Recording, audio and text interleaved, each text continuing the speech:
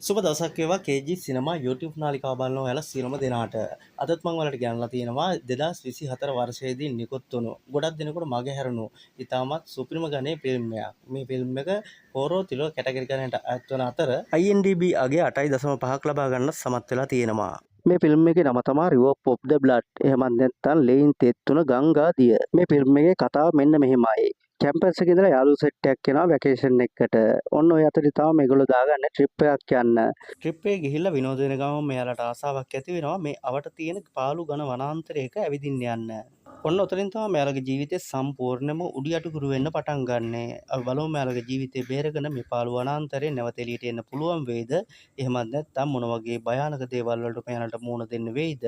ආරාධනා කරනවා මේ සුපිරිම ෆිල්ම් එක අවසාන විනාඩියත් එක්ක අපිත් එක්ක බලන්න එන්න කියලා. අපි මොන වැඩි කතාවක් නැතුව යමු වීඩියෝ එකට.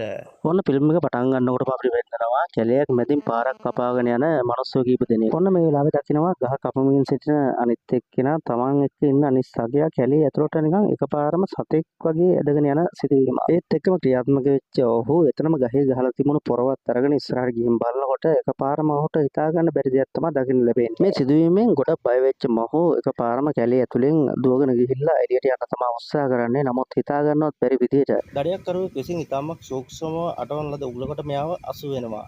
ඔන්න මේ වෙලාවේදී මෙයා ළඟට ඇවිල්ලා භයානක පෙනුමක් තියෙන මිනිස්සෙක් වැටලා තිබ්බ පොරවත් තරම් බෙල්ලට පහරක් එල්ල කරනවා. ඔන්න ඒ සීන් එක එතනින් කට් වෙලා ඊළඟට අපිට බලා ගන්න පුළුවන් වැකේෂන් එකට ඇවිල්ලා ඉන්නේ යාළුවෝ සෙට් එක. ඉතින් ඔන්න ඔය විදිහට ස්විමින් කරලා උඩට එන්නේ ලිලි.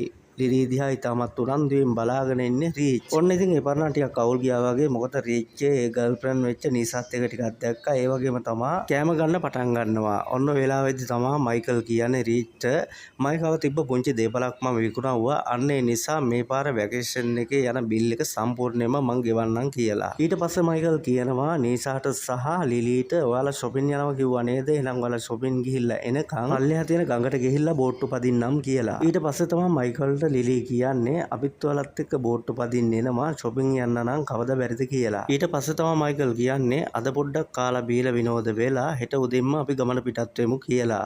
කොහොමද මේ කතාබහ අතරතුර රීච් ලිලිට පොඩි බැල්මකුත් දානවා. කොහොම වුණත් එතනින් පස්සේ එදා රාත්‍රියේ මෙයාලා සතුටෙන් ගත කරලා පහවදා උදේම මෙයාලා ගමන යන්න පිටත් වෙනවා. ඔන්න මයිකල් කිව්වා වගේම අවශ්‍ය තැනටම අවශ්‍ය බඩු බාහිර ආදියත් කුලී රථයක් මගින් ගඟ දිගේ ඝන සැලෑව ඇතුළට බෝට්ටු සවාරිය යන්න මේගොල්ලෝ ගයිඩ් කෙනෙකුත් ගෙනල්ලා ඉන්නේ. ඔන්න මේ ගයිඩ් ආපු ගමන් ඉස්සරවම කරන්නේ එයා ගෙනල්ලා තියෙන ජීවිත ආරක්ෂක ජැකට් ටික එක එක්කිනාට ඔයාලා ගමන යන්න සූදානම් නේද කියමින් බෙදලා දින එක.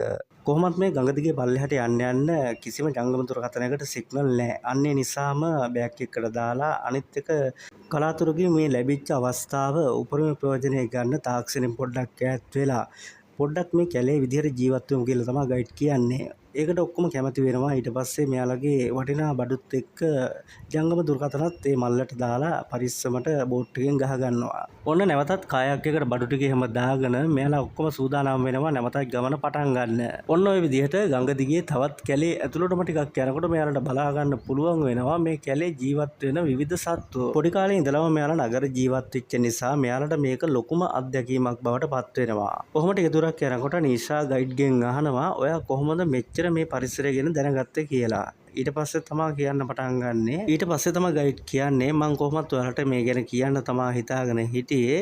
මම පොඩි කාලේ ඉඳලම ජීවත් වුණේ මේ පැත්තේ. මොකද අපේ තාත්තත් මම වගේම ගයිඩ් කෙනෙක් ඉස්සර. හැබැයි එයාට එක සිදුවීමක් සිද්ධ වුණා. ඒ සිදුවීමෙන් පස්සේ තාමත් එයා හොයාගන්න නෑ. දැනනමත් අතුරුදහන් වෙලා තමයි එයා ඉන්නේ කියලා. ඊට පස්සේ තමයි නීෂා අහන්නේ ඇයි ඔයාලා තාත්තාගෙන හෙව්වේ නැද්ද කියලා. ඊට පස්සේ කියනවා අපි තාත්තාගෙන හෙව්ව ගමේ කට්ටියත් ඔක්කොම එකතු වෙලා. එතකොට තමයි අපිට දැනගන්න ලැබුණේ මේ කැලෑවේ මිනිස් සැරකට වගේ කොට එක තැනක තියෙනවා. ඒ වගේම තමයි මිරිස් ජරාව වගේ කොට තියෙනවා. ඒත් එක්කම ගත්තාම මේ කැලේ ඇතුලේ තවත් ගෝත්‍රයේ කණ්ඩායමක් ජීවත් වෙන බවට සාක්ෂි හම්බෙලා තියෙනවා. ඊට පස්සේ තමයි මයිකල් අහන්නේ ඔයා මේ අපිට බොරුවක් නේද කියන්නේ අපිව බය කරන්න කියලා. ඊට පස්සේ ගයිඩ් hina වෙලා සද්ද නැතුව ඉන්නවා. ගයිඩ්ට තේරෙනවා මෙයාලට කිසිම දෙයක් කිව්වට කිසිම තේරුමක් නැහැ කියලා. ඊට පස්සේ කොහොම හරි තව ටිකක් ඉස්සරහට යනකොට මේගොල්ලන්ට හම්බ වෙනවා ගස්කොලන් අස්සෙන් යන්න පුළුවන් දියපාරක්. ඒ දියපාර අස්සෙන් එනකොට පොඩි වෙලාවකට නවතින්නත් මෙයාලා තීරණය කරනවා. ඔන්න මේගොල්ලෝ පැය ගාණක් බෝට් එකේ ආපු හින්දා ලිලිට ටිකක් අමාරුයි වගේ. ලිලිට වමන යන්නත් දෙනවා. ඔන්න රීච් නම් මේ වෙලාවේ නීෂා ළඟටම වෙලා දිග සින්දුවක් කියන ගමන් තමයි ඉන්නේ. ඔන්න තනියම ලිලි මෙතෙන්ට වෙලා ඉන්න ඉන්නකොට පිටිපස්සේ මයිකල් එනවා. ලිලි බය වෙලා එකපාරම හැරෙනවා අනිත් පැත්තට. ඊට පස්සේ ලිලිගෙන් අහනවා මයිකල් ඔයාට ටිකක් අමාරුවෙන් නේද ඉන්නේ? ඔයාට මේ ගමනේ යන්න පුළුවන්ද ඉස්සරහට කියලා. අවුලක් නෑ නේද කියලා. ඊට පස්සේ ලිලිවත් මෙතනින් කරගෙන මයිකල් අනිත් යාළුවෝ ඉන්න තැනට යනවා. ඔන්න ඒ සීන් එක එතනින් කට් වෙලා අපිට ඊළඟට බලා ගන්න පුළුවන් තවත් කපල් එකක් මේ කැලේ ඇතුලේ බයික් පදින්න ඇවිල්ලා තියෙනවා කියලා. ඔන්න ඔතනින් එහාට තව ටිකක් අපිට යනකොට බලා ගන්න පුළුවන් බෝඩ් එක ගහලා තියෙනවා මෙතනින් ඇතුල් වෙන්න එපා කියලා. ඔන්න අපිට දැන් හරියටම දැනගන්න පුළුවන් මේ දෙන්න මොකද්ද මේ කරන්න හදන්නේ කියලා. ඉතින් මෙයාලා කරන්නේ කාටවත් ලං වෙන්න තියා හිතා ගන්නවත් බැරි තැන් වලට ගිහිල්ලා සෙල්ෆි ගන්නවා සහ ලයිව් වීඩියෝ කරන එක.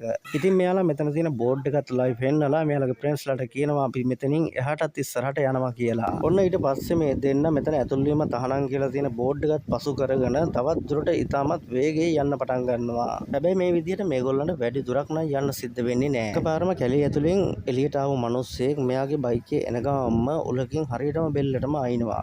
ඔන්න ඊට පස්සේ බෙල්ල දිගේ වෙලේ වැක්කිරෙමින් ඉස්සරහට ගිහිල්ලා බයික් එකත් එක්කම මෙයා වැටෙනවා. ඔන්න මෙයත් එක්ක ආපු අනිත් ගර්ල්ට නම් කිසි හානියක් නැහැ. එයා බයික්ෙන් වැටුණා විතරයි. නමුත් මෙයා වැටිච්ච පැත්තට එයා දුවගෙන ඇවිල්ලා බලනවා මෙයාට මොකද වෙලා තියෙන්නේ කියලා. ඇවිල්ලා බැලුවට පස්සේ තමයි තේරෙන්නේ වෙලා තියෙන දේ. එයා දැක්කට පස්සේ ඒක ඇත් සදා ගන්න බැරුව යනවා. මොකද එයාගේ බෙල්ල විතරයි මෙතන තියෙන්නේ. කඳ කොටස කවුරු හරි අරගෙන ගිහිල්ලා. ඔන්න ඒ සීන් එක එතනින් එම්මම එන්ඩ් වෙලා ගිහිල්ලා නැවත අපිට පෙන්නන්නේ අපේ වැකේෂන් එක ආපු යාළුවෝ සෙට් එක. ඔන්න එතකොටම අපිට පෙන්නනවා බෝට් එකේ හිටපු ලිලියගේ ඇඟ උඩට සරපෙක් ඇවිල්ලා. ඒක දැක්ක විතරයි ලිලි සහ මයිකල් දෙන්නම වතුරට පනිනවා. ඊට පස්සේ පුළුවන් තරම් ඉක්මනට එතෙන්ට ආපු ගයිඩ් කියනවා ඔයාලා බය වෙන්න දෙයක් නැහැ. මේ ඇවිල්ලා තියෙන්නේ පිඹුරු පැටියෙක්. මෙයාගෙන් කාටවත් කිසිම හානියක් නැහැ කියලා. ඔන්න මයිකල්ට සහ ලිලියට ජෝක් එකක් දාන්න හිතාගෙන රිච් නැගිටලා ෆොටෝ එකක් ගන්න තමයි හදන්නේ. නමුත් ඒක අනිත් පැත්තට දෙන්නම එකතු වෙලා බෝට් එකෙන් වැටෙනවා. ඔන්න හතර දෙනාම ඉතින් වෙච්ච දේ ගැන හිනහ වෙවි කතා කර ඔන්න නැවත බෝට්ටුවට ගොඩ වෙනවා. ඊට පස්සේ ඔන්න ගයිඩ් වැටලා තිබ්බ බඩු හැම එකක්ම එකින් එක හොයා ගන්නවා. ඊට පස්සේ මෙයා නැවත බඩු ටිකත් අරගෙන ගමන යන සෙට් වෙනවා.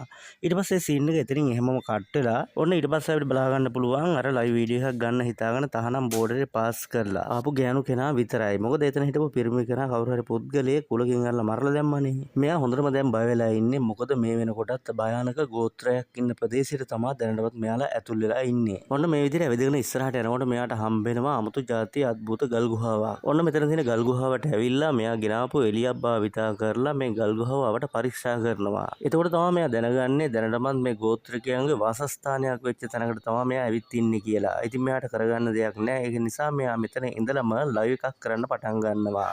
මෙයාට වෙච්ච සිද්ධීන් සම්පූර්ණයෙන්ම කියලා. ඔන්න මේ ගැහණු කෙනා මෙතෙන්ට ඇවිල්ලා ලයිව් එකක් කරගෙන ඉන්නේ. ඔය කරන අතරතුරදී යම්කිසි සද්දයක් එනවා. ඊට පස්සේ පොඩි සගයක් ඇති වෙනවා කවුරු හරි මෙතෙන්ට ඇවිත් ඉන්නවා කියලා. ඔන්න මේ වෙලාවේදීම මෙයාගේ බෝයි ෆ්‍රෙන්ඩ්ගේ කපාගත්ත හෙල්මට් එක සමග ඔළුව මෙයා ඉන්න තැනට විසි කරනවා. ඔන්න ඒ වෙලාවේදීම අපිට පෙන්නනවා යම්කිසි ඡායාවක් මගින් මෙතන ඉන්න ගැහණු කෙනාටත් මොකක් හරි ආයුධයකින් කොටනවා. ඔන්න ඊට පස්සේ අපිට බලා ගන්න පුළුවන් ඒ ගල් ගුහාව ඉස්සරහට ඇවිල්ලා අතන හැංගිලා හිටපු ගැහණු කෙනාගේත් ඔළුව එල්ලගෙන ගල් ගුහාව ඉස්සර ඇවිල්ලා හිට ගන්නවා. ඔන්න ඒ සීන් එකත් ඒ විදිහටම එන්ඩ් වෙලා ගිහිල්ලා ඊළඟට අපිට පෙන්නන්නේ වැකේෂන් එකට ඇවිත් ඉන්න යාළුවෝ 4 දෙනා. ඔන්න මේ සෙට් එක ගඟ දිගේම පල්ලෙහාට ඇවිල්ලා අද රැට නැවතින්න තැනක් තමයි මේගොල්ලෝ සූදානම් කරගන්නේ. ඔන්න මේ විදිහට තමයි එදා දවස මෙයාලා මෙතන ගත කරන්නේ. ටික වෙලාවක් යනකොට ඔන්න ඔය විදිහට කට්ටියම නිදාගත්තට පස්සේ ලිලිට ඇති වෙන පොඩි අවශ්‍යතාවයක් නිසා නිදාගෙන ඉන්න තැනින් මීටර් 20ක් විතර ඉස්සරහට යනවා. ඔන්න ලිලිගේ වැඩේත් කරගෙන ලිලි ඉස්සරහට එනකොට රීච් ඇවිල්ලා ගහ ළඟින් පැනලා අල්ල ගන්නවා. ඔන්න එතකොට තමයි අපිට තේරෙන්නේ ලිලිත් එක්ක යම්කිසි සම්බන්ධයක් රීච් එක්ක කාලයක් තිස්සේම තිබිලා තියෙනවා කියලා. කොහොම හරි මෙයාලා දෙන්න අතරේ තියෙන සම්බන්ධය ගැන නීෂා වගේම මයිකලුත් එදා රෑම ඉවෙම වගේ දැනගන්නවා. ඔන්න ඒ සීන් එකෙන් පස්සේ උදේ පාන්දරම යනවා ගයිඩ් තොටුපොළ පැත්තට. තොටුපොළ පැත්තට ගියාට මෙයාලා ආපු එක බෝට්ටුවක් අඩුයි. ඊට පස්සේ බෝට් එකට මොකක්ද උනේ කියලා ගයිඩ් පොඩ්ඩක් හැමතැනම ඇවිදලා බලනවා. නමුත් හොයාගන්න නම් සිද්ධ වෙන්නේ නැහැ. ඔන්න උදේ පාන්දරම රීච් නැගිටලා මේ දෙපැත්තේ බැඳලා තියෙන තොටිල්ලටයි ගස් දෙකටයි බයිනවා මේ මගුලේ නිදාගෙන ඉඳලා මගේ කොන්ද නිකන් කොන්ක්‍රීට් දැම්මා වගේ කියලා. ඒ වෙලාවෙදි තමයි දුවගෙන ඇවිල්ලා ලිලි කියන්නේ මම මයිකල් හැමතැනම හෙව්වා මයිකල් හොයාගන්න නෑනේ කියලා. ඒ කතාව අහපුව රීච් හොඳටම බය වෙලා කියනවා අපි කොහොම හරි මයිකල්ව හොයාගන්න ඕනේ කියලා. එතකොටම තමයි මෙතෙන්ට ගයිඩ් දුවගෙන එන්නේ. එතෙන්ට දුවගෙන ආපු ගයිඩ් කියනවා ඊයේ රෑ ලොකු සිදුවීමක් මොකක් හරි වෙලා තියෙනවා. අපේ එක බෝට් එකකුත් මෙතන අඩුයි කියලා. එතකොට තමයි ගයිඩ් හිතන්නේ එහෙනම් ඊයේ රෑ වෙච්ච සිදුවීම අනිවාර්යයෙන්ම මයිකල් දැකලා තියෙනවා. එහෙනම් මේ රීච් ඉඳ තමයි මේ සම්පූර්ණ සිද්ධිය වුණේ කියලා මයිකල් රීච්ට දොස් කියන්න පටන් ගන්නවා. නමුත් මේ විච්ච සිද්ධියත් එක්ක දැන් යන්න විදිහකුත් නැහැනේ ඔක්කොටම අන්නේ හේතුව හින්දා මේගොල්ලෝ ඔක්කොම කතාව පැත්තකින් තියලා මේ බෝට් එක හොයන්න පටන් ගන්නවා. මෙතන පල්ලෙහා හැඩපාර දැක්ක නීෂා කියනවා කොහොමවත් මෙතනින් පල්ලෙහාට නම් බෝට් එක යන්න විදිහක් නැහැ. ඒකින්ද මේ එහා පැත්තේ තියෙන පාර දිහා අපි පොඩ්ඩක් බලමුද කියලා. ඊට පස්සේ තමයි ලිලි කියන්නේ යාට හරියට බෝට් එක පදින්න බැරි නිසා මෙතනින් පල්ලෙහාට නම් එයා කොහොමවත් යන්න විදිහක් නැහැ. මේ ළඟම ඇති මෙයා කොහොම හරි අපි හොයාගමු කියලා. ඊට පස්සේ තමයි ගයිඩ් මෙයාලට කියන්නේ මෙතනින් එහාට යන්න අපිට තහනම්. මොකද මේ පැත්තේ දරුණුම විදිහට ගෝත්‍රික කණ්ඩායමක් ඉන්නවා මිනිමස් කන. අන්න ඒ නිසා තමයි මේ පැත්ත අපිට තහනම් කලාපයක් කරලා තියෙන්නේ කියලා. නමුත් ඉතින් මෙතනින් කවුරුත් යන්න කැමති නෑ. මයිකල් හොයාගෙනම තමයි යන්න උත්සාහ කරන්නේ. අන්න ඒ නිසා ගයිඩ් කියනවා අපිත් එක්ක එකතු වෙලා අපි මේ පාරේ ගිහිල්ලා පොඩ්ඩක් බලමු කියලා. නමුත් ඉතින් ගයිඩ් නම් මෙතනින් එහාට පොඩ්ඩක්වත් යන්න කැමති නෑ. අන්න ඒ නිසාම තමයි රීච් එක්ක රණ්ඩුවකුත් ඇති කරගන්නේ. රීච් ඊට පස්සේ කියනවා ගයිඩ්ට අපි මෙතනින් මයිකල්ව නැතුව යන්නේ නැහැ. යනම නම් ඔයාට යන්න පුළුවන්. හැබැයි ඉතින් ඔයාට පීනගෙන තමයි යන්න වෙන්නේ. බෝට් එක අපි හිල් කරලා දානවා කියලා. අන්න ඒ විදිහට කරපු තර්ජනයත් එක්ක ගයිඩ්ට කරන්න කිසිම දෙයක් නැති නිසා කියනවා මම පැයක විතර කාලයක් ඔයාලට දෙන්නම්. ඒ කාලය ඇතුළත හොයාගන්න පුළුවන් වුණොත් අපි අනිවාර්යයෙන්ම හොයාගෙන යමු. එහෙම නැත්නම් ඔයාලට තනියෙන් හොයාගන්න වෙනවා. මම බෝට් එකත් අරන් යනවා කියලා. ඊට පස්සේ තමයි මේ මිනිමස් කන දරුණු ගෝත්‍රයක් ඉන්න බෝඩරේ පාස් කරන්න පටන් ගන්න. මේ ඇලපාර දිගේ ටිකක් ඉස්සරහට එනකොට තමයි මෙයාලට දකින්න ලැබෙන්නේ මයිකල් ආපු බෝට් එක මෙතන නතර කරලා තියෙනවා. නමුත් ඉතින් මෙතන මයිකල් පේන්නේ නැති නිසා මේගොල්ලෝ තීරණය කරනවා පොඩ්ඩක් උඩට නැගලා බලන්න වටපිට.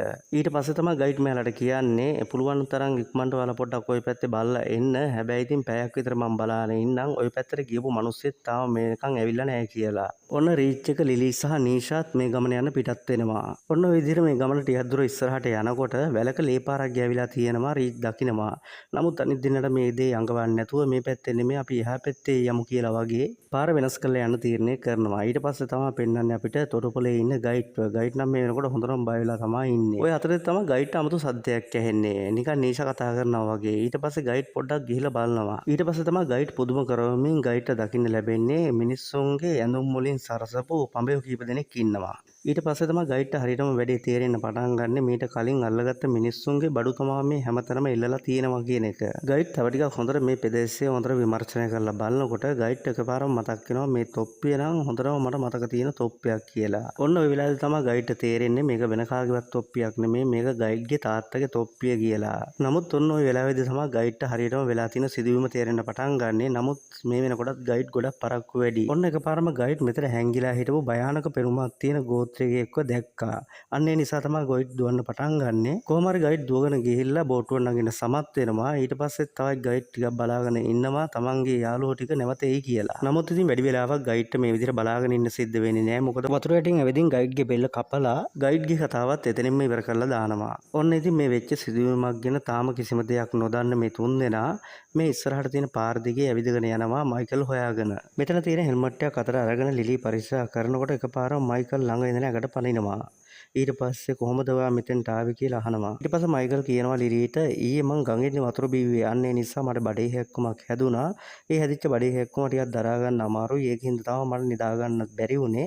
අන්න ඒ නිසා මම මේ පැත්තට පොඩ්ඩක් ඇවිදින්න ආවා කියලා. ඊට පස්සේ මයිකල් කියනවා ඇත්තටම ඔයාලා මාව හොයාගෙන එයි කියලා මම කීයටවත් හිතුවේ නෑ. හැබැයි ඔයාලා මාව හොයාගෙන ආවා. ඇත්තටම මට ගොඩක් සතුටුයි කියලා. ඊට පස්සේ මයිකල්ට ලිලි කියනවා එනම් මේවයි ගොංගට කරන්න එපා. අපි එක්කම ඔයා ඉන්න ඕනේ. ඔයා තනියම කොහෙවත් යන්න එපා. මොකද මේක කැලෑවක් අපිට හොයාගන්න බැරි නිසා කියලා. ඊට පස්සේ මයිකල් රීච්ගෙන් අහනවා උඹ අර ගයිඩා කියන දේවල් අහලා බය වුණාද කියලා. ඊට පස්සේ කියනවා පිස්සුද මං කොහෙද බය වෙන්නේ. පේනවනේ මගේ ගට්ටවල හැටි කියලා. ඊට පස්සේ අන්න ඒ විදිහට පොඩි විහිළුවකුත් කරලා මේගොල්ලෝ නැවත ගමන යන්න පටන් ගන්නවා. ඊට පස්සේ බෝට් එක ගාවට ආවට පස්සේ තමයි තේරෙන්නේ මෙතන හිටපු ගයිඩ් මෙතනින් ගිහිල්ලා කියලා.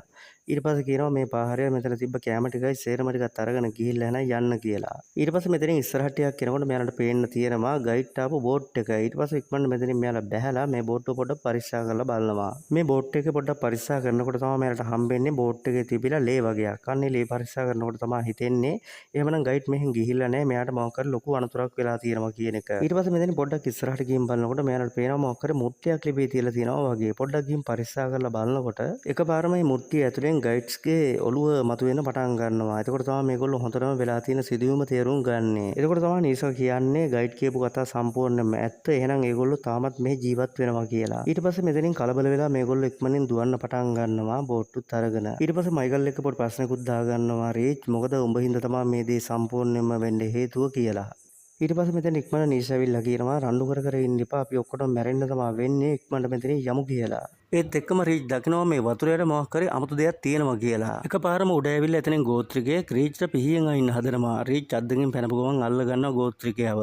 ඔන්න ඔය වෙලාවේදී තමයි පැත්තක තියෙන ගලක් අරගෙන නීෂා එකපාරම ගෝත්‍රිකගේ ඔළුවට හයියෙන් ප්‍රහාරයක් එල්ල කරන්නේ. ඔළුවට ගලකින් ගහලත් ගෝත්‍රිකයව නවත්තන්න බැරි වෙච්ච නිසා ඊළඟ පාරක් නැගිට්ටා. ඊට පස්සේ කරාවේ රීච්ගේ අතේ තිබුණු පිහියෙන් තව පාරක් පපුවටම ඇනලා දැම්මා. මේ වෙච්ච සිදුවීම තවත් ගෝත්‍රිකයෙක් උඩ ඉඳලා බලාගෙන තමයි ඉන්නේ. මේ අතරේ තමයි මෙයාලගේ බෝට් ටිකත් වතුර දිගේ පල්ලෙහාට ගසාගෙන යන්නේ. මෙයාට අන්තිමේට ඒ ටික හොයාගන්නත් බැරි වෙනවා. ඔන්න මේ වෙලාවේදී තමයි අපිට දකින්න ලැබෙන්නේ බරපතල ලෙස තුවාල වෙච්ච ගෝත්‍රිකයා. තමන්ගේ කොන්දේ ආධාරයෙන් හිමීට ගොඩ රෙන හැටි. ඔන්න ටික වෙලාවක් යනකොට අපිට බලා ගන්න පුළුවන් මරණාසන්නව ඉන්න ගෝත්‍රිකයා ගාවට එයාගම පැත්තේ ඉන්න තවත් ගෝත්‍රිකයෙක් එනවා. ඊට පස්සේ මේ ළඟට ඇවිල්ලා ඉන්න ගෝත්‍රිකයා හිතා ගන්නවත් බැරි විදිහටම තමන්ගේ පැත්තේම ගෝත්‍රිකයාට පිහියෙන් යනලා පපුවට සීරි ගෙඩි ඇදලා කන්න පටන් ගන්නවා. ඒ සීන් එක එතනින් කට් වෙලා අපිට ඊළඟට බලා ගන්න පුළුවන් බෝට් ටික වගේම කෑම කිසිම දෙයක් නැතුව අන්ත අසන්න තත්ත්වයට පත් වෙලා ඉන්න අපේ යාළුවෝ සෙට් එක. ඔන්න ඊට පස්සේ බලනකොට මේ වෙනකොටත් මයිකල්ගේ අත හොඳටම තුවාල වෙලා ලේ එනවා. අන්න ඒ නිසාම ඉක්මනටම ක්‍රියාත්මක වෙච්ච නීෂා රීච්ගේ බැනීමෙන් කොටසක් කපලා මයිකල්ගේ අතේ තියෙන තුවාලේ වෙලනවා. ওই විදිහට ටික දුරක් මේගොල්ලෝ ඇවිදගෙන ඇවිල්ලා එක තැනක නතර වෙනවා. ඒකට හේතුව තමා වටින් පිටින් දැන් කරවල වැටිගෙන එන වෙලාවනේ. කරවලේ ඇවිදිනවා කියන්නේම ලොකු අවදානමක් ගන්න සිද්ධ වෙනවා. අන්න ඒ නිසා තමා කියන්නේ රීච් අපි මේ ගමන හෙට පටන් ගමු පේන වෙලාවේ කියලා. ඒකට ඉතින් හැමදෙනාම කැමති වෙනවා. ඊට පස්සේ තමයි මයිකල් කියන්නේ අපි මෙතන නිදා ගන්නව නම් අනිවාර්යයෙන්ම පරිස්සමට හොඳ කල්පනාවෙන් ඉන්න ඕන කියලා. මොකද මේගොල්ලෝ අනිවාර්යයෙන්ම අපි හොයාගෙන රැට එනවා කියලා. ඔන්න වෙලාවදී තමයි මයිකල් කියන්නේ අපි දෙන්න එකතු වෙලා රැට ඇහැරලා ඉමු නැත්තම් මේගොල්ලොන්ගේ පහර දීම් වලට අපිට අනිවාර්යෙන් ලක් වෙන්න සිද්ධ වෙනවා. ඊට පස්සේ මයිකල් අහනවා ඊට වැඩිය වෙනස් අදහසක් තියෙනවද කියලා කාටවත් නෑ. එහෙම අදහසක් කාටවත් නෑ ඊට වැඩිය. අන්න ඒ නිසාම තමයි ඒගොල්ලෝ මේ අදහස ක්‍රියාත්මක කරන්න පටන් ගන්නෙ. ඊට පස්සේ මෙයාලට කියනවා මයිකල් මම එහෙනම් ඉස්සරවම ඉන්නම් කියලා පැත්තට ගිහිල්ලා ඉඳ ගන්නවා. මයිකල් මේ වෙලාවේ ගොඩක් බය වෙලා ඉන්නේ. අන්න ඒ නිසාම තමයි නීෂා මයිකල් ගාවට ගිහිල්ලා කියන්නේ ඔයා බය වෙන්න එපා පොඩ්ඩක්වත් අනිවාර්යෙන් අපි මෙතනින් යනවා කියලා. ඊට පස්සේ මයිකල් නීෂාට කියනවා ඔයා දන්නවද අපි ඉන්න තත්ත්වේ. ලිලිට අවුරුදු ගාණක් බබෙක් හදාගන්න බැරි වුණා. නමුත් දැන් බබෙක් හම්බෙන්න ඉන්නවා. බලන්නකො තාත්තා කෙනෙක් විදිහට මම මොකද්ද කරන්නේ මට නම් කිසිම දෙයක් තේරෙන්නේ නැහැ කියලා. ඔන්න ඔය විදිහට තමයි නීෂා සහ මයිකල් ටික වෙලාවක් ඇහැරලා ඉන්නේ. එතනින් පස්සේ මේ දෙන්නා ගිහින් නිදා ගන්නවා. ඔන්න ඊට පස්සේ ඇහැරලා ඉන්නේ රීච්. රීච් ඊට පස්සේ බලනවා ෆෝන් එකේ සිග්නල් වත් පොඩ්ඩක් වැඩ කරනවද කියලා ෆෝන් එක අරගෙන. නමුත් රීච්ට සිග්නල් හොයාගන්න මෙතන බෑ. පොඩ්ඩක් ඉස්සරහට යන්න ඕනේ. ඉස්සරහට රීච් ඇවිදගෙන යනකොට එකපාරම මඩ ගොඩක් පෑගෙනවා. ඔන්න ඔය වෙලාවේදී තමයි රීච්ට අදහසක් එන්නේ මඩ ටිකක් ගාගත්තා නම් මදුරුවන්ගෙන් ආරක්ෂා වෙන්න පුළුවන් කියලා. ඇඟ පුරාම සම්පූර්ණයෙන්ම මඩ තවරගත්ත රීච් මඩ බලයෙන්ම හැමම නිදා ගන්නවා. ඔන්න මේ වෙලාවේදී අපිට බලා ගන්න පුළුවන් අර මිනිමස් කන ගෝත්‍රිකයෙක් මේ වෙනකොටත් මෙයාලා දිහා බලාගෙන තමයි ඇවිල්ලා ඉන්නේ. මුළු ඇඟේම මඩ තවරගෙන මඩ වැලේ බැහැලා හැංගිලා ඉන්න නිසා නම් මේ ගෝත්‍රිකයාට රීච් නම් කොහොමවත් හොයාගන්න සිද්ධ වෙන්නේ නැහැ. ඔන්න මේ ගෝත්‍රිකයා ඇවිල්ලා වටපිට හොඳට බලනවා තවත් කවුරු හරි මේ නිදාගෙන ඉන්න තුන්දෙනාට අමතරව ඉන්නවද කියලා. නමුත් එහෙම කෙනෙක් නම් පේන්නේ නැහැ. මොකද මේ වෙනකොටත් රීච් ඉන්නේ හොඳට මඩ ගාගෙන මඩ වලේ බැහැලා. ඔන්න මේ වෙලාවේදී තමයි මැටි වලේ ඊටම සූක්ෂම විදිහට සැඟවිලා හිටපු රීච් ඉස්සරහ පැත්ත හැරිලා ඉන්න ගෝත්‍රිකාගේ ඇඟට පයින්නේ. ඔන්න මේ වෙලාවේදී තමයි දරුණුම විදිහට දෙන්න අතේම තියෙන ආයුධ වලින් එකිනෙකට කොටා ගන්නෙ. ඔන්න ඔය වෙලාවේදී තමයි රීච්ට හොඳ පොරෝපාරක් ඔලුවට වදින්නේ. ඒත් එක්කම පිටිපස්සෙන් ආපු මයිකල් මේ ගෝත්‍රිකාගේ බෙල්ල බදාගෙන පැත්තකට පනිනවා. ඊට පස්සේ මේ දෙන්න අතරේ ලොකු රණ්ඩුවක් ඇති වෙනවා. ඔන්න ඊට පස්සේ අපිට පෙන්නනවා කන්දෙන් පල්ලෙහාට රීච් ලෙස්සලා ගිහිල්ලා වැටෙනවා. ඊට පස්සේ ඔන්න අපිට එකපාරම පෙන්නනවා රීච් සහ ලිලි සහ රීෂා මේ තුන්දෙනාම එකතු වෙලා රීච්ව බදාගෙන ඉන්නවා. ඊට පස්සේ මේ දෙන්නම එකතු වෙලා ඩ්‍රැකියුලා කෙනෙකුට සමානව බෙල්ල හපලා ලේ බොන්න පටන් ගන්නවා. ඔන්න එතකොටම අපිට පෙන්නනවා රීච් වැටිලා ඉන්නවා. මෙයාට ඔරුව විකාර වෙන්න පොරෝපාරක් වැදිච්ච හින්දා තමයි මේ වගේ දරුණු හීනයක් මෙයා දැකලා තියෙන්නේ. ඔන්න කොහොම හරි අමාරුවෙන් රීච් නැගිටලා ඉස්සරහට එන්න පටන් ගන්නවා. අන්න එන වෙලාවෙදි තමා දකින්නේ තමන්ගේ යාළුවා වෙච්ච මයිකල්ව අතපය ගැට ගහලා බැඳලා තියෙනවා දකින්නවා. ඊට පස්සේ ඊටමත් රහස්‍යගත විදිහට මයිකල් ගාවට රීච් එන්න උත්සාහ කරනවා. ඇවිල්ලා මෙයාට හිමීට මොකක් හරි ඉඟියක් දෙනවා. මෙතෙන්ට ඇවිල්ලා මයිකල්ට කියනවා මට උඹව බේරගන්න බැරි වුණත් උඹ කිසි දෙයකට බය වෙන්න එපා. මං අනිවාර්යයෙන්ම නීෂා සහ ලිලිව බලා ගන්නවා කියලා. ඔන්න මේ ගෝත්‍රික කණ්ඩායම තමන්ගේ ඉන්න ළමයින්ට මේ මයිකල්ව අරන් ගිහිල්ලා පුරුදු කරනවා හරියට කොහොමද තමන් දඩේමක් කරගන්නේ කියලා. ඔන්න ඊට පස්සේ මයිකල් ගෙනිහිල්ලා මයිකල්ගේ කකුල එක පැත්තකින් කපලා මයිකල්ට පැනලා යන්න පුළුවන් විදිහට වැඩ සලස්වනවා. ඊට පස්සේ තමයි මේගොල්ලන්ගේ ළමයි දාලා මයිකල්ගේ කකුලෙන් වැටිච්ච ලේ ඉව කරමින් මේ ළමයි පසුපස හඹා යන්නේ. මයිකල්ගේ කපලා තියෙන කකුලත් ඇද ඇද පුළුවන් තරම් වෙහෙසක් දරනවා මේගොල්ලන්ගෙන් බේරිලා යන්න. නමුත් ඉතින් මයිකල්ගේ කතාවත් මෙන්න මේ විදිහට තමයි මෙතනදී ඉවර වෙන්නේ. ඔන්න ඊට පස්සේ තමයි අපිට පෙන්නන්නේ මේ ගෝත්‍ර කණ්ඩායම තමන්ගේ ළමයි සහ සියලුම දෙනා එකතු වෙලා මයිකලුත් ඉස්සරහා තියාගෙන මේගොල්ලෝ රෑ කෑමට ලෑස්ති වෙන හැටි. ඔන්න ඊරේ සිදුවීමෙන් පස්සේ හම්බෙන් වගේ ලිලි සහ නීෂාවත් ඔන්න රීච්ට හම්බෙනවා. ඊට පස්සේ අහනවා මයිකල්ට මොකද වුනේ කියලා. රීච් වෙච්ච සිදුවීම ගැන හරියටම ලිලිට කියන්නේ. ඒකට හේතුව තමයි ලිලි මෙතන කරදර කරන්න පටන් ගත්තොත් තුන්දෙනාගම ජීවිතේ අවදානෙ වැටෙනවා. අන්න ඒ නිසාම තමයි යා මේ විදිහට කියන්නේ. ඊයේ රෑම මයිකල් ගිහින් තියෙනවා අපේ කැබ් එක හොයාගෙන.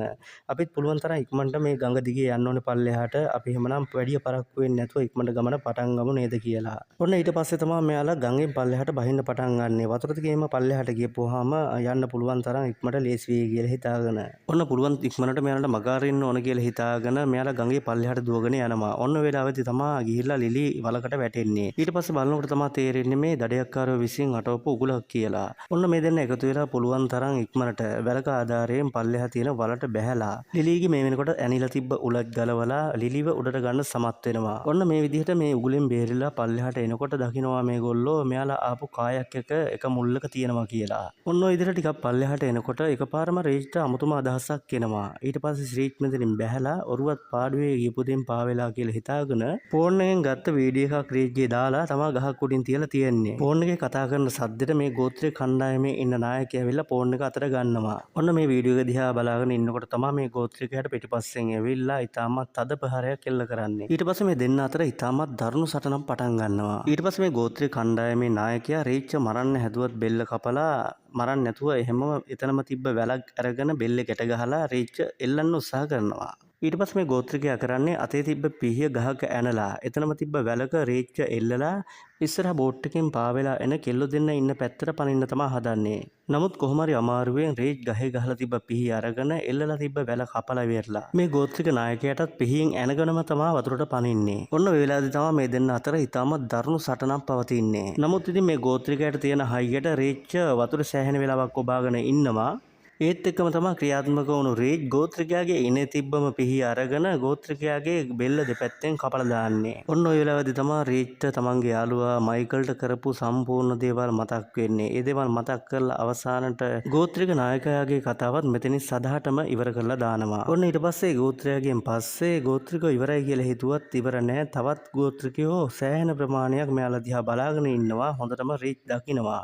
ඊට පස්සේ තමයි රේජ් තීරණය කරන්නේ තමන්ගේ යාළුවා වෙච්ච මයිකල්ව මරපු එකේ පලි අනිවාර්යෙන් ගන්න ඕනේ කියලා. ඊට පස්සේ රේජ් පහුගිය මතකයන් සම්පූර්ණයෙන්ම සිහි කරනවා. තමන්ගේ යාළුවා කියපු දේවල් සහ කරපු දේවල් ඒ වගේම දුක් විඳලා මැරිච්ච හැටි.